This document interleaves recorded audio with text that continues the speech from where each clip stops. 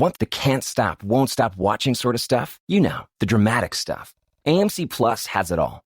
Would you go to war for your family? Don't miss Kin, the all-new Irish gangland drama.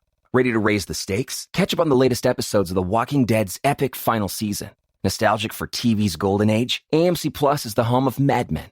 Plus, meet a sitcom wife like no other in Kevin Can F Himself, starring Annie Murphy. Available ad-free, on demand, and on the platforms you're already on. Sign up today at amcplus.com. AMC Plus, only the good stuff. Just to let you know, Australia on this day will be taking a short break. If you've enjoyed the show so far, I'd love it if you could leave a review or rating at iTunes or wherever you get your podcasts.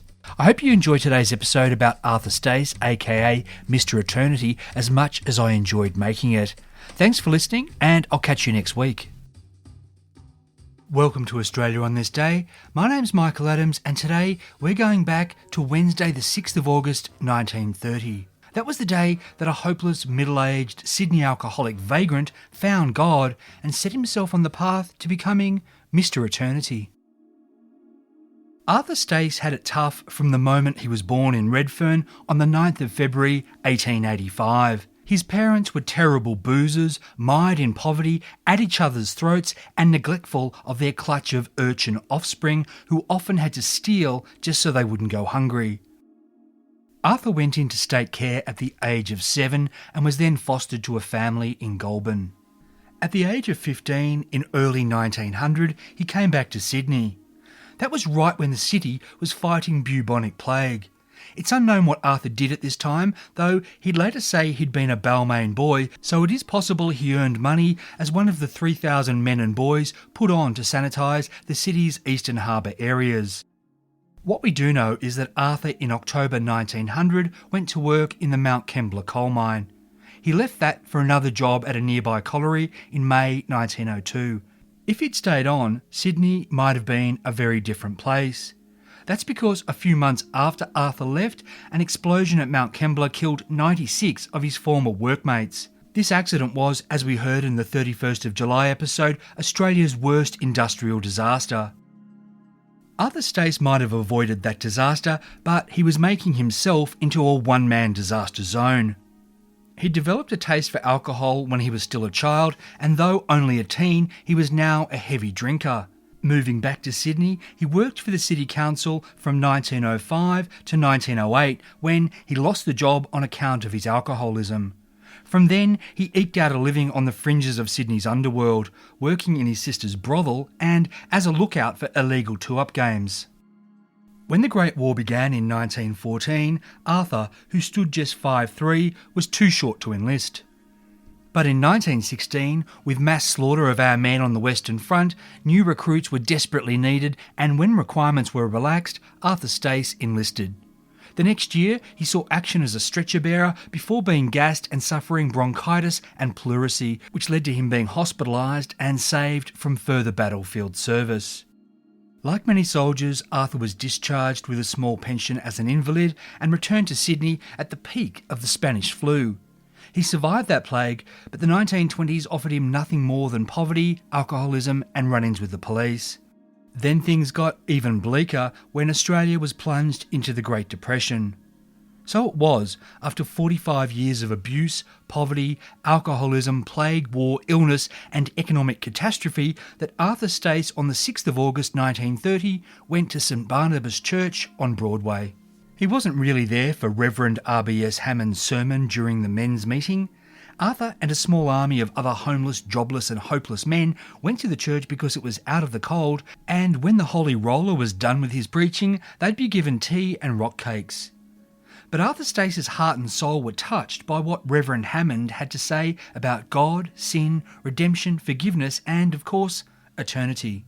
After the service, Arthur went to nearby Victoria Park where, beneath a tree, he prayed to God for salvation.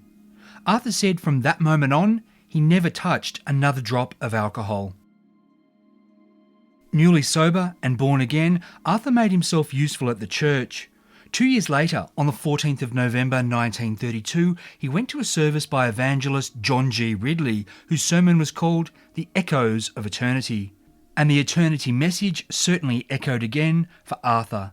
Stepping from the church, he found he had a piece of chalk in his pocket.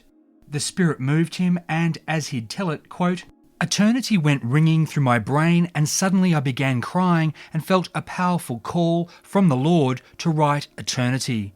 Bending down, he wrote, and quote, "The word eternity came out smoothly in a beautiful copperplate script. I couldn't understand it, and I still can't." Despite the common misconception that Arthur was illiterate, he actually could write. This was revealed by historian and writer Pauline Connolly in a 2009 Sydney Morning Herald article about Arthur. Researching her piece, Pauline found 2 letters in his National Archives of Australia military file that he'd written to the Army in 1927 and 1935. You certainly don't need to be a graphologist to immediately see that these letters are written in that distinctive and elegant copperplate that would become so familiar to Sydneysiders. Arthur Stace would say that he'd begun his mission to write eternity right there outside that church in November 1932, and he never stopped. The excellent and incredibly well-researched 2017 book Mr. Eternity by Roy Williams and Elizabeth Myers, from which I've learned much about Arthur Stace, offers compelling evidence that this is true. The authors found a man who read the one-word message in 1937 or 1938 and was then moved to convert to Christianity. Even so, it'd appear that Arthur Stace's work gathered pace in the mid to late 1940s, by which time he'd married his late-in-life soulmate Pearl, made a home with her in Pyrmont, and begun a career as a street preacher in addition to working for the church. Arthur really treated writing eternity as work, in the sense of it being a job with regular hours. He'd rise around 4 a.m, have breakfast, dress himself neatly in a suit with polished shoes, and leave home about 5 to walk or catch a train or tram to whatever part of the city or suburbs he felt called by God to visit. Then he'd spend a few hours chalking or crayoning footpaths and walls before going on with his day's paid employment. For commuters coming into the city, eternity was a message that seemed to magically appear where it hadn't been when they'd passed by the previous evening. What did it mean? That was up to you. Who was doing it? Nobody knew, at least nobody outside Arthur's wife and the inner circle of his church.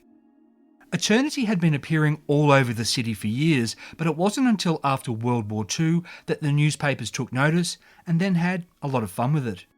In March 1947, Smith's Weekly's columnist, Sydney Says, had this to say about Sydney. "Sydney has a mystery. In numerous suburbs, as well as in the city, the word eternity will suddenly appear chalked on the footpath. It is always in the same handwriting, neat and somewhat elaborate, with a scroll to underline it. There are 2 guesses. It might be a religious person wishing to remind his fellows of the long period ahead, or it might be Mr. Chifley creeping through the night and surreptitiously informing how long he intends income tax to remain at a high level." 9 months later, the same Smith's Weekly columnist reported with great delight that the footpath messenger had been chalking eternity outside the gates of big houses in Vaucluse. Quote, "I sighted a testy-looking old gentleman studying the word outside his mansion. It seemed to irritate him. He tried to rub it out with his foot and then his handkerchief. Red in face, he retired inside. A gardener with a scrubbing brush appeared. That did the trick. Next morning, I strolled past the spot. The mystery writer had been back and written eternity. Some have cause to fear it." Then, in December 1948, much about the mystery man was made public. Sunday Telegraph journalist Pat Davidson had the scoop. He'd come across the man chalking the word late at night on New South Head Road in Double Bay and got talking to him. The reporter walked the streets with this man for a considerable time.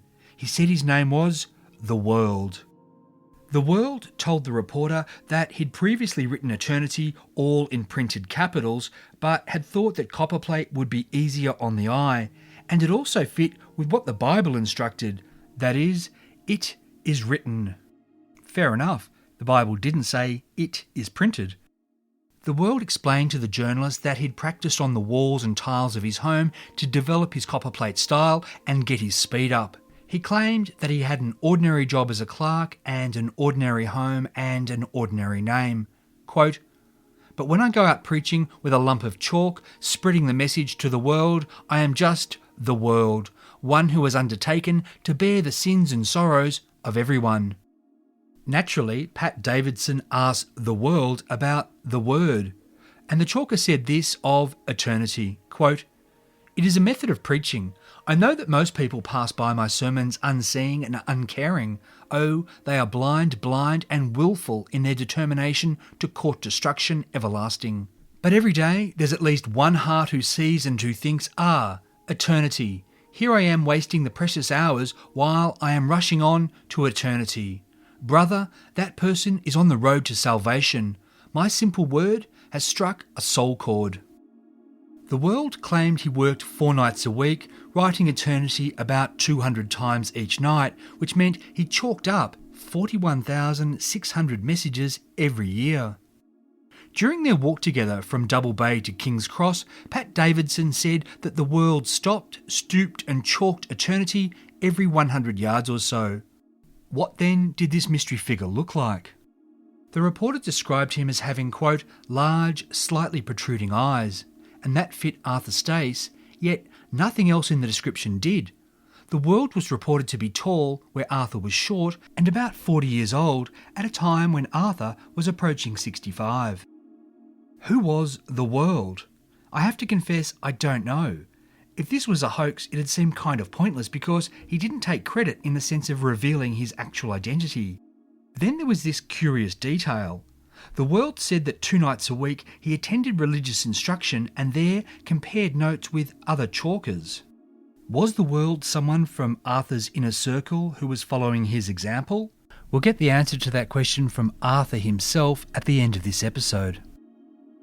General accounts of Arthur Stace could lead you to think he was never seen at work, yet that's not true. Sydney was smaller then, but it didn't shut down at night. An April 1949 Sunday Telegraph article headlined "Sydney After Midnight, a City of Moods and Images" chronicled the doings of colourful night owls, and it included an illustration of a man in a suit and hat bent over to write eternity on the footpath. The article included this: "Central Station, a dreary, windswept place, has its spurts of activity as the country trains arrive and depart, and though few of them are visible at any time, hundreds of people work there at night. We can see the man who devotes 1 or 2 of his leisure hours at night writing eternity in a bold hand with chalk on city and suburban footpaths. Lately, he has become conscious of the possible ambiguity of his message and now sometimes adds, in small letters, to face." Changing it to eternity to face was an example of Arthur trying out new material. Sometimes he also wrote the simple God and obey God, but these didn't have the elegance, mystery and impact of eternity. So, as we'd say today, he mostly stayed on message. Smith's Weekly remained very amused.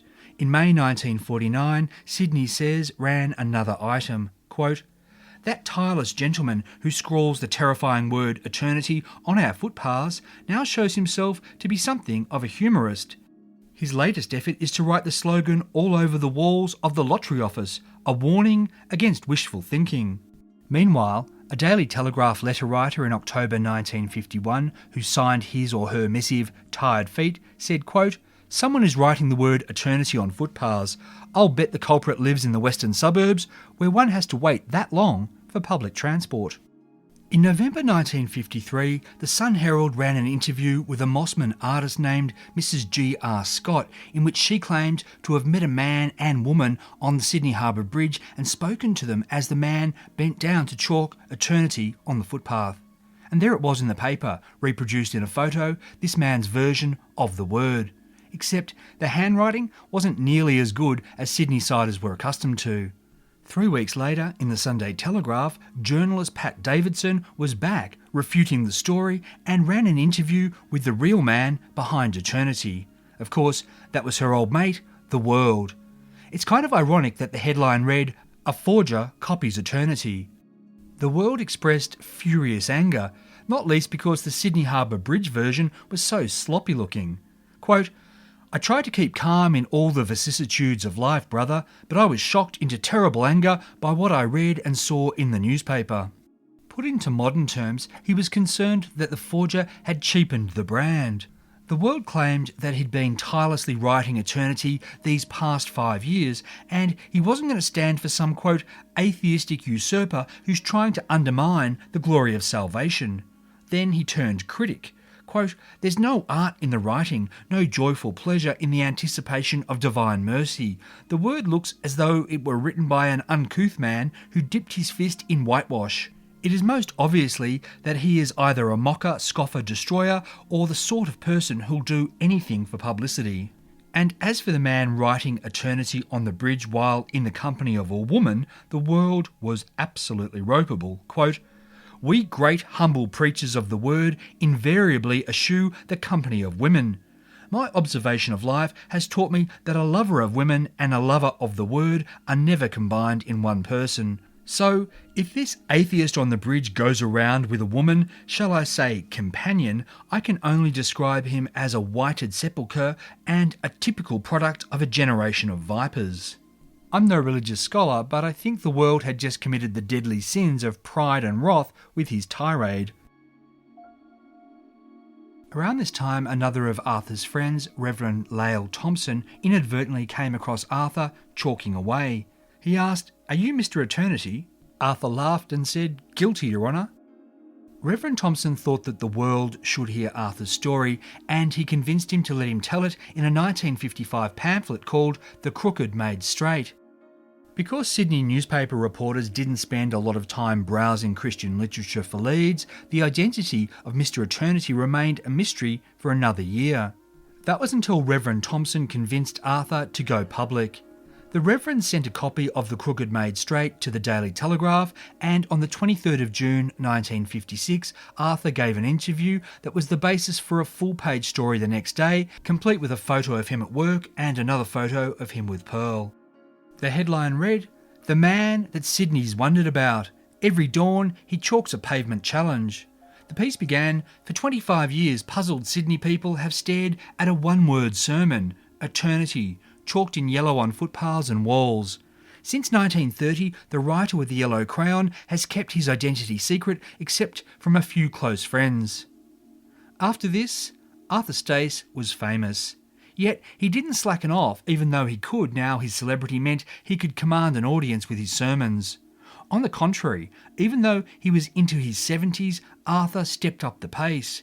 He'd even retired from work in 1955 specifically so he could devote more time to the job he felt that God had called him to do. Once his name was known, Arthur Stace made regular appearances in the Sydney newspapers. His most famous one came in 1963 when Sydney Morning Herald photographer Trevor Dallin took the most famous image of big-eyed Arthur in his dark suit, crouched with his chalk, having just finished what may have been his 500,000th eternity, give or take 10,000. After Pearl passed away in 1961, Arthur stayed in the Piermont house and kept on writing.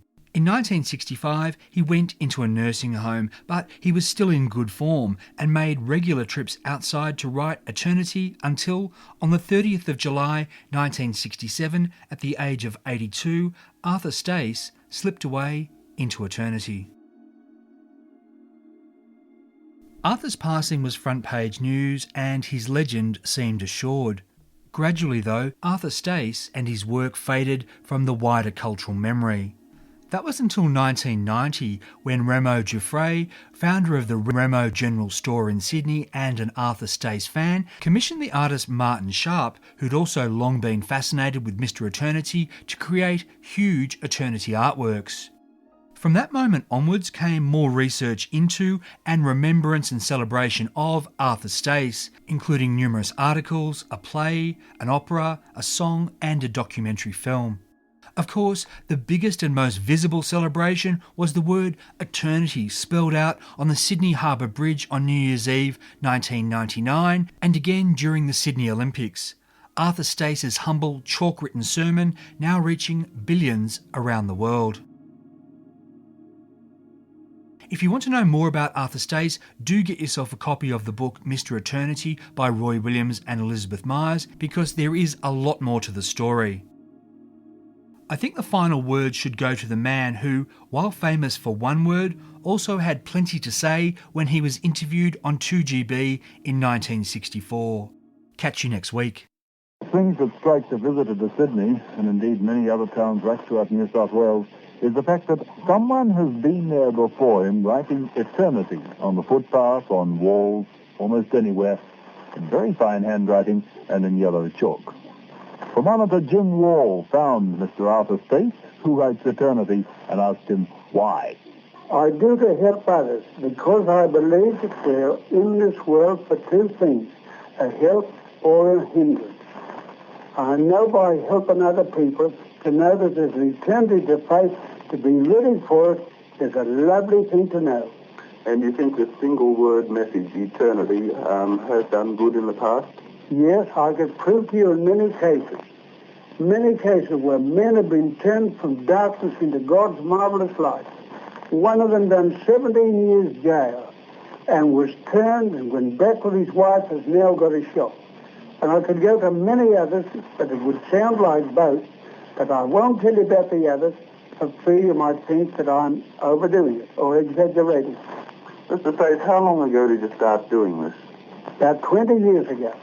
And what started you off? I was listening to a man one day in Burton Street Baptist Church, a man called John Ridley, the Australian evangelist, and he was preaching on eternity. And he said these words, eternity, eternity, where will you spend eternity? And he said, the Lord laid it on my heart there and then to go out and write eternity. I went straight out, and I've been writing for 20 years.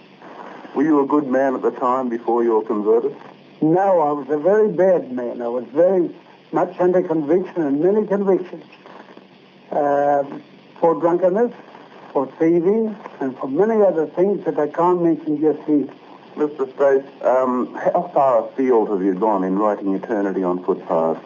Well, I would say from here to Wellington that way, to Cessnock, to Newcastle, to all the suburbs, pretty well around most of the places in New South Wales, and right around Melbourne.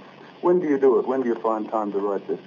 I get up early in the morning. I have 1 hour with the Lord between 4 and 5, and I have a cup of tea, and off I go on this particular work, writing eternity wherever the Lord sends me.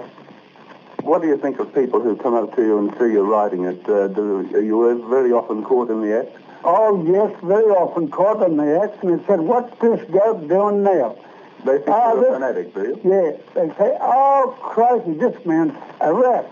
He's writing eternity. Look. And then they ask me the question about eternity, and I tell them, and they say, my word, you're pretty right. We've got to face it.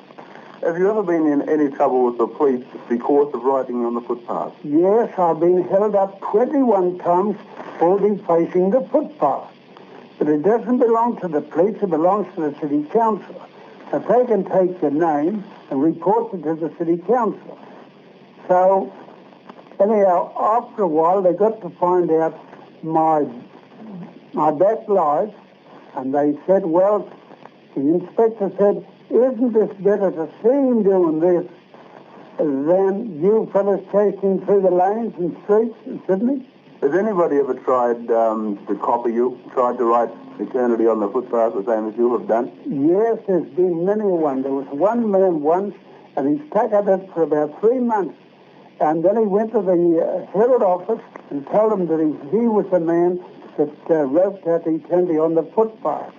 And he was a ginger-headed man, and of course this fellow said, oh, the fellow that writes that is a great little fellow.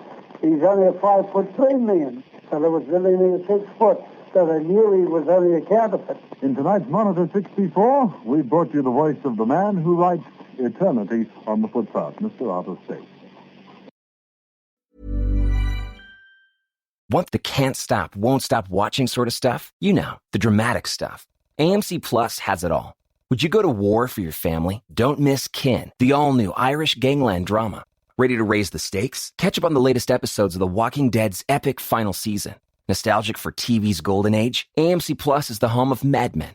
Plus, meet a sitcom wife like no other in Kevin Can F Himself, starring Annie Murphy. Available ad-free on demand and on the platforms you're already on. Sign up today at amcplus.com. AMC Plus, only the good stuff.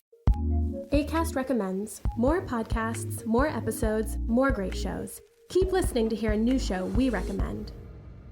Hi, my name is Vanessa Zoltan, and I am one of the co-hosts of a podcast called The Real Question.